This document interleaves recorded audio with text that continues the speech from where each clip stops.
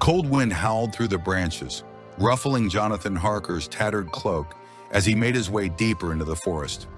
There was an acrid smell of rot in the air, and an oppressive silence hung over the forest, as if the trees themselves were holding their breath in anticipation. Harker gripped the silver dagger tighter at his hip, the familiar weight of the weapon comforting. For years he had walked these cursed paths, driven by an unwavering determination to rid the land of the dark forces that plagued it. Now, however, as he traveled once more into the heart of this nightmarish realm, a sense of unease gripped him. Old stories told of this place where the boundaries between the natural and the supernatural blurred, where dark forces gathered to perform their sinister rites. In these shadowy thickets, Harker had fought countless witches, using his incredible abilities and the blessed silver of his dagger to defeat their evil. But this particular forest harbored an evil unlike any he had encountered before. As he made his way through the dense undergrowth, Harker felt the forest gaze upon him, a primal and unsettling feeling that made his nerves tense. The trees seemed to come alive and sway in time with his movements. A chill ran down his spine, and he quickened his pace, peering into the darkness for any sign of movement. Suddenly, a branch crunched beneath his feet, the sound unnaturally loud in the eerie silence. Harker turned around, dagger out, but saw nothing but impenetrable darkness.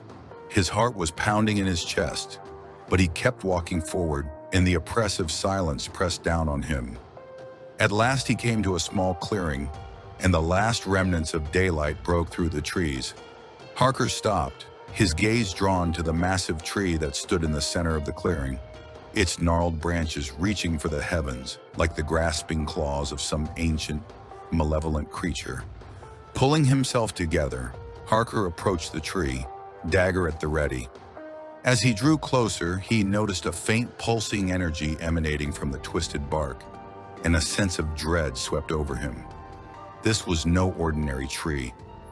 It was a conduit for dark forces, a focus for the evil that had taken root in this cursed forest. Harker's eyes narrowed, and he began to survey his surroundings. If the stories were to be believed, this was where the witches gathered to perform their wicked rites, using the power of the tree for their evil schemes. As he surveyed the clearing, he caught a glimpse of movement and turned around, dagger ready to strike. But there was nothing there but the eerie movement of shadows. Gritting his teeth, Harker turned back to the tree, and his fingers tightened around the hilt of his dagger.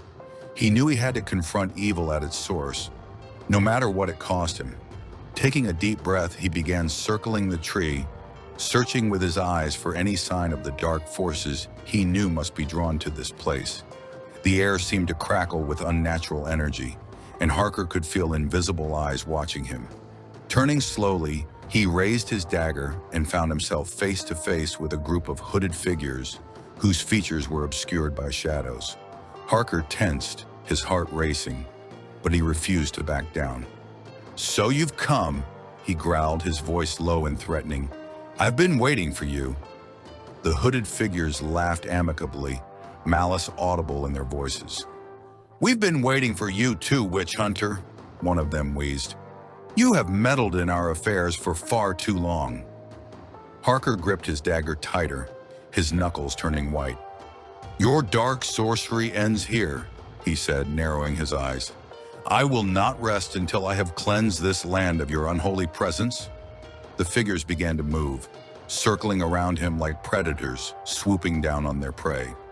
Harker felt the air crackle with power and realized he was facing a force unlike any he had ever encountered before. Suddenly, there was a ringing scream that seemed to reverberate off the ground itself. Harker's eyes widened as he felt the tree's power pulsing, its gnarled branches reaching for him. Without thinking, Harker lunged at it, his dagger glinting in the dim light. He fought with desperate fierceness, his years of experience as a witch hunter telling him every move. But the dark forces arrayed against him were powerful, and Harker felt himself being pushed to the edge of the abyss. The hooded figures drew closer, their chants growing louder and more frenzied. Harker could feel the energy of the wood pulsing around him, a malevolent force that seemed to drain his strength with every passing moment. Harker caught a glimpse of movement in the shadows. A pale skeletal figure seemed to hover quite close by. His eyes widened with recognition. It was the same entity he had seen in the forest, a harbinger of the evil rooted in this cursed place. Gaining resolve, Harker redoubled his efforts, striking again with his dagger. The hooded figures trembled, their chanting hushed, and Harker seized the opportunity.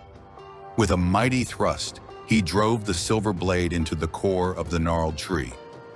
A deafening shriek tore through the air, and the figures scattered, their cloaks fluttering in the sudden gust of wind that swept across the clearing. Harker stood still, his chest heaving and the tree shuddering and groaning. Slowly, the branches began to wither and collapse, the pulsing energy fading into its core. The pale skeletal figure let out one last agonizing cry and disappeared into the shadows, leaving Harker alone with the silent aftermath. As the last of the tree's life force drained away, Harker felt a sense of triumph, but it was colored by a deep sense of unease.